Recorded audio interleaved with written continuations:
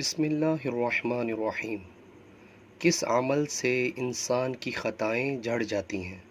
حضرت عمر بن عبسہ رضی اللہ تعالی عنہ فرماتے ہیں کہ رسول اللہ صلی اللہ علیہ وسلم نے ارشاد فرمایا، جب بندہ وضو کرتا ہے اور اپنے دونوں ہاتھ دھوتا ہے تو اس کی خطائیں ہاتھوں سے جھڑ جاتی ہیں، اور جب اپنا چہرہ دھوتا ہے تو اس کی خطائیں چہرے سے جھڑ جاتی ہیں، اور جب اپنے بازو دھوتا ہے اور سر کا مسح کرتا ہے تو خطائیں بازوؤں اور سر سے جھڑ جاتی ہیں، اور جب پیر دھوتا ہے تو خطائیں پیروں سے جھڑ جاتی ہیں۔